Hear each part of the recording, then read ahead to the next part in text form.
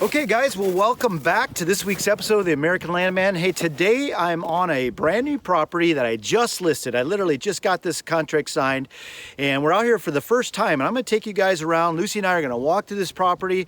You're going to get to experience it as I experience it for the first time. We're going to assess it. We're going to talk about the features and benefits of this property, what makes it special. We're going to get to see it through the camera lens, and we're going to take you on this tour. So if you've ever wondered how I list properties, what I look for to create value and then eventually put a price, you're going to learn about it. Polk County 150 on today's episode of The American Landman.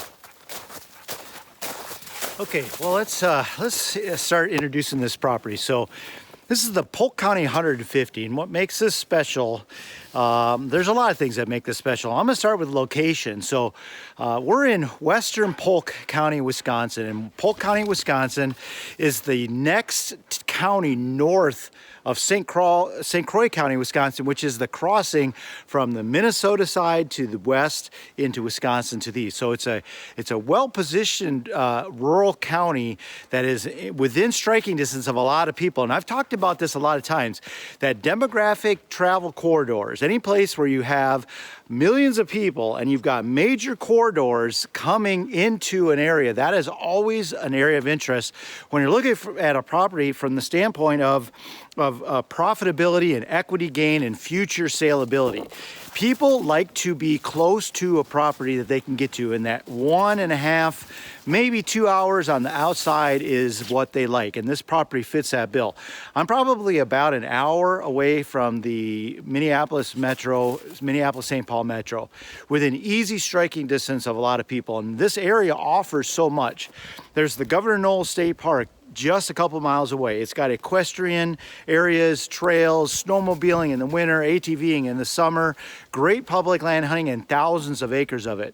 I'm also near the St. Croix River. The St. Croix River is a beautiful wilderness river. You can smallmouth fish, musky fish, you can boat on it. There's just so much you can do on that property, and it's not too far from here. This area here is known as the Barrens area of Wisconsin. It's characterized by forests that you see here. It's hardwood, predominantly red oak, some white oak, some maple, and some conifers in the area. The soil tends to be a little bit sandy, a little thin, and so there's not a lot of agriculture in this area, but it is a mixed agricultural area. And just to the south of the property, I've got a corn/soybean field that they've been growing crops in, so it can be done.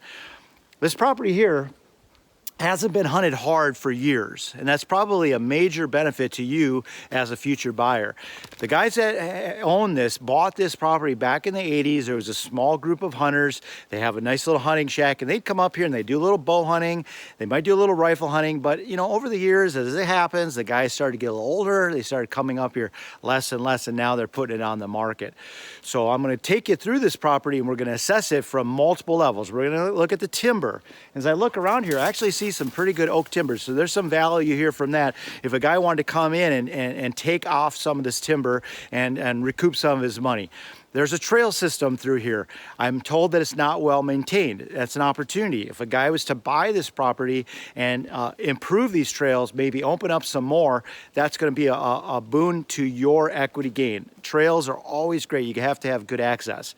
There's a couple buildings back here. There's an old cabin that they actually use for deer hunting. It's not in great shape, but it's got a sandpoint well, an outhouse. It could be improved. It's probably too far off the road to have electric brought in here, but you could bring it in and hook it up to a generator, and you would have some electricity here, but it's too far off the road, I think, to live in. There is an old trapper's cabin that I don't know what the use was for. It could probably be a secondary, like a satellite cabin. Perhaps you convert it to a bunkhouse, or maybe you use it as a tree stand, and guys could box blind hunt out of it and use it as a hunting opportunity.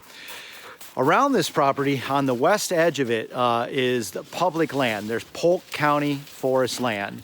and that's public hunting, and it's been managed. And you look at the aerials, it looks like they might have been cut hard. They tried to replant these areas in red pine, but I was told about a project a few years ago where they planted so many red pines, like 15,000 red pines, and they all got nipped off. All of the tops got taken off by deer. So there's a high deer population in this area. Now, is it a Boone and Crockett or a large top-end Pope and Young property? You know, probably not. I would characterize this as just a great hunting property where you could come out and get, you know, 120s, 130s, and then occasionally you'll get a buck larger. And I'm told by the neighbors, haven't confirmed, don't have photos of it, could be a mystery buck, that there's a 190-incher running around here someplace. So take that for what it's worth. Oftentimes when I list these properties, I don't have photos. They're just not into that. And that's one of these here. It's January, it's too late to get trail cameras set up in here. I'm not gonna get any photos. So, but I know this area has deer. It's a great hunting opportunity. It's close to everybody, and that's going to be key to this property. People like these properties because they're close. You can drop the suit, get in a tree stand, and it's convenient. So that's kind of the story of this property. So we're going to take a walk. We'll walk around. I'll show you some of the features and benefits. You get the experience with me. So let's get going. One of the first things I notice here is that there's some pretty good logs in here. This is a big white oak here, and there's a number of them in this area. This is a fantastic saw log here. This has got to be 40, 50 inches around. And as I get through here, you're going to see a number of them. Here's another one, a couple there. And this property does not look like it's been logged in many years. I'm seeing great game trails. Come in here, there's a soybean field out in front of me. So right now, I see a lot of activity from deer. I see a few beds over here. I see a tree stand right here. Here's a couple beds. Right here, there's turkey tracks in there as well. So from a hunting standpoint, this looks pretty good, and it's actually got some timber value as well. A term that you're gonna hear me talk about, or you've heard hunters talk about, is a property that hunts big. And I'm on that on a ridge here, as you see, getting up to the top here. And this is what we mean by that. So a property that hunts big has a lot of terrain changes, and this property has that. A little winded here. When you have these terrain changes, a guy can be, 100 yards that way, another guy 100 yards this way, on the opposite side of these ridges, and you're all alone. You feel like you're all alone. Versus a property that's flat, and you might be able to see 100 yards, you might actually see an orange coat. So I like to see this because when you buy a property that hunts big, that has ridges like this, you can get multiple hunters out here. They can kind of be in their own world, and it really lends itself to a group hunt. Another thing about this is that there's usually trails on these ridges, and here we go, right here. I'm seeing turkey tracks. They follow these ridges, they're heading down. This is our travel corridors, and if you get in here, you find these things, and they're great for hunting. You could get up any one of these big trees up here. There's lots of stand sites here, and you could hunt these ridges very effectively. This forest is mature. I could see a good 100, 150 yards through here. So, these are great stand sites, and I like to see this topography. So, major benefit of this property, it's got a lot of topography. Oftentimes on these properties, they turn over, they leave the hunting benefits, tree stands and box blinds and ladder stands. That's what they've done here. They tell me there's 13 of them out here. I'm sure I'm not going to find everyone, but there's one right there, a nice tripod. It's in a nice thicket here on the edge of a biome chain. There's some jack pine given away to open oak. A number of these stands here. There's an old one up there in a dead tree. You don't want to get up in that one, but a ladder stand. So again, that adds a little bit of value, saves you some work. They're going to leave it behind. Okay, I'm going into a kind of a new biome. A biome is a habitat change where the vegetation is different. You can see I'm now in, this is a jack pine plantation, and you can see how much thicker it is. That's 15 feet to where it's clear, or it gets thicker.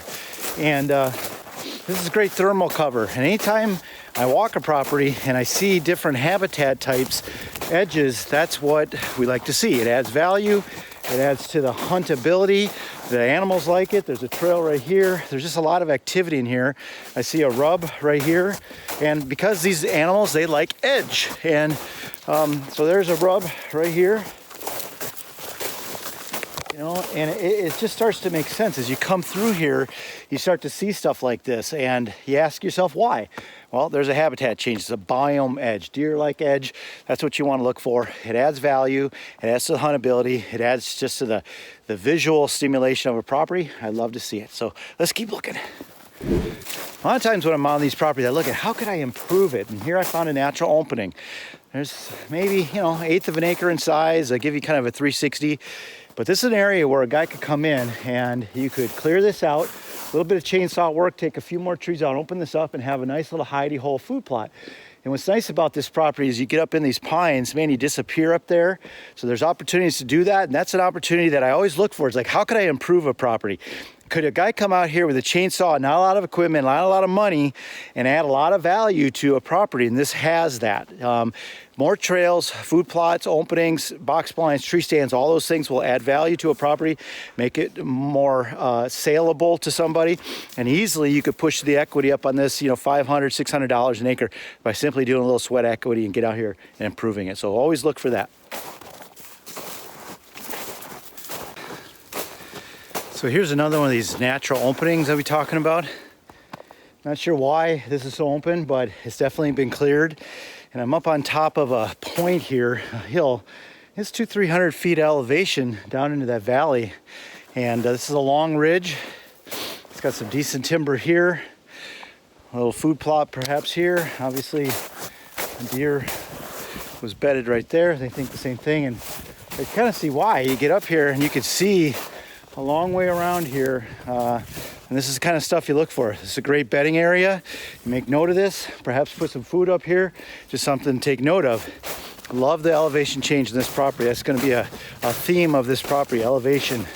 There's quite a bit for Polk County in this area of Polk County, which tends to be flatter than normal. Okay, I am moving through kind of a mature stand of popple, and you can see all this woody browse that's in here. This is early stage maple, but it's being crowded out because there's quite a bit of this in here. This is popple, and this is a fast growing tree that throws up thousands of shoots. And if the guy came in here and started cutting this down, it's going to be great deer food. And I'm seeing tracks all over through here. There's already some regeneration in here, but this needs to be cut. So if you take out this canopy here, all this popple, get that on the ground, it'll set up a shoot. That's where this could be managed. I'm in a section here that for whatever reason there's a lot. So this is a third biome. We've got popple, early regeneration cut would be fantastic. I'd clear cut this, take the money out. We've got jack pine back there, and up on the dry higher ridges we got great oak. So a lot going on here, a lot of opportunity, a lot of diversity, adds to a better purchasable property. Okay, here's a second stand that I found, ladder stand with a strap-on tree stand up there.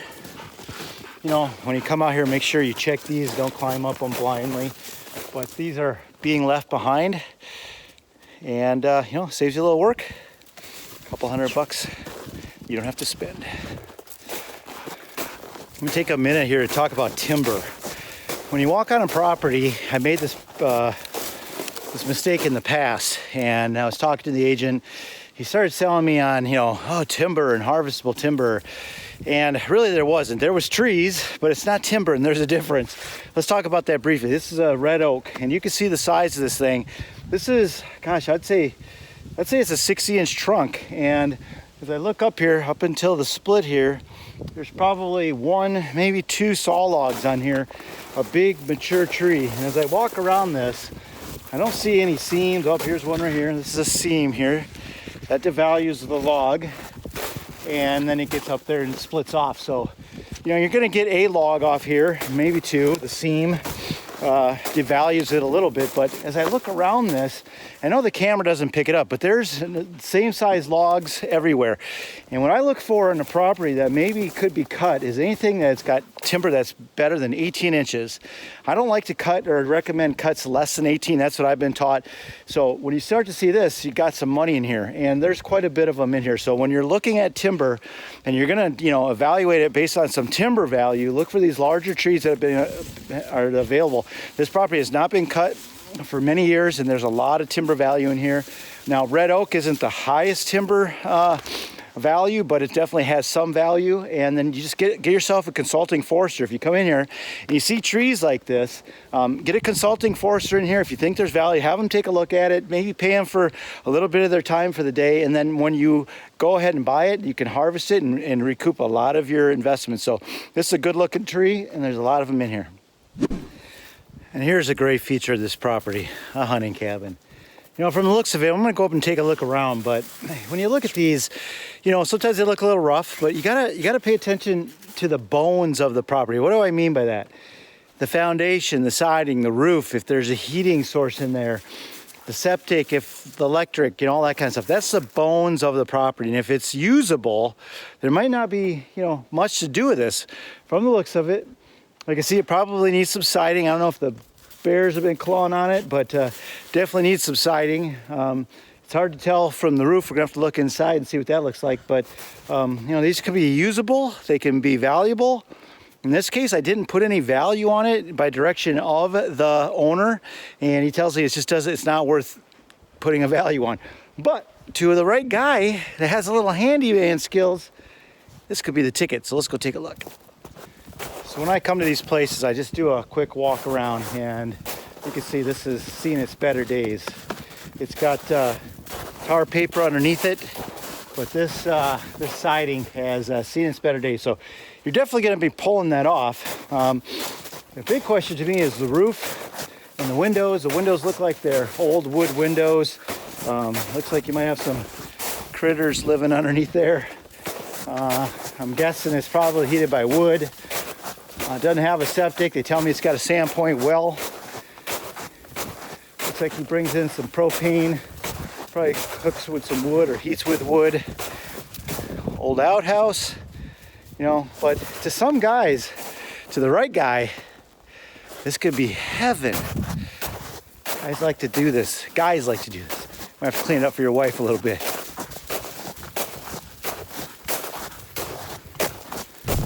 All right, let's go and take a look. Come on, Lucy. Come on. All right. Typical hunting shack. When I come into these, I look at, is it livable? Well, you got some old propane stoves. It smells like wood. And this looks like this came right out of the 80s, 70s, 60s even. Sometimes I just like to come and explore these places. I mean, look at this place. You can just picture your buddies up here. Think of the stories this place tells. It's got a wood-burning stove, years of racks. These guys were just hunters. They just came and they just hunted. And this is what we used to shoot. I mean, how many of us have shot this size little buck? I mean, most of us. This is what we shot back then. This is what we all started on before we got into this horn craze, and we all got mature hunters. But this is what a hunting shack used to look like, guys. Snoring, stinky, wood smoke, coffee in the morning, propane lights. Pretty cool. Check this out. This is how you get your water in Northwoods of Wisconsin. Pure fresh water, Sandpoint well, probably put in the 1970s, still operational. Well, there you have it, a classic northern Wisconsin deer camp. And they got these things all over northern Wisconsin, but man, they don't come up very often. And with the demographics aging as they are, places like this that have had years of enjoyment, and guys have hunted and stayed up here and laughed and drank beer and just had a good time having some whiskey after a long hunt. It's cool. I just think it's really cool. But there's opportunities here to take this to the next level, the next generation. There's timber, there's different biomes, there's the hardwood forest and the jack pine forest and the popple. You could cut that. You could take some timber off here. There's a lot of large timber that you're going to be able to recoup some of your investment. We're only an hour and a half from the Twin Cities. There's thousands of acres of public land right here. You come in here, you put some food plots, you fix up this old cabin, you take some of the logs off here, open up those trails again. Just a great looking property. So I love finding these. I like to explore them, and I hope you've enjoyed this, and I hope that this helps you. So hey, if you're interested in this property, by the time you see this, it's for sale. It is listed now. It may be gone, but if you're interested, give me a call and I'll take you out here and I'll show you around. Hey, I'm Neil Hauger and I'm a land specialist with Whitetail Properties Real Estate. You see my buddy Lucy walking around. We're at the Polk County 150. I hope you enjoyed this tour. Thanks for watching. But wait, there's more. Check this out. A little trapper cabin. I was coming out of the woods and I look up on a hill. There's a nice looking little cabin. Again, in decent shape. Looks like it'd be salvaged. It's all about the roof. It seems to be locked, so I can't get in there, but siding looks good. It's an extra spot to stick your friends or maybe rent out as a little short stay. I don't know, there's a lot of stuff you could do with that. So just something I'd show you. Thanks for watching.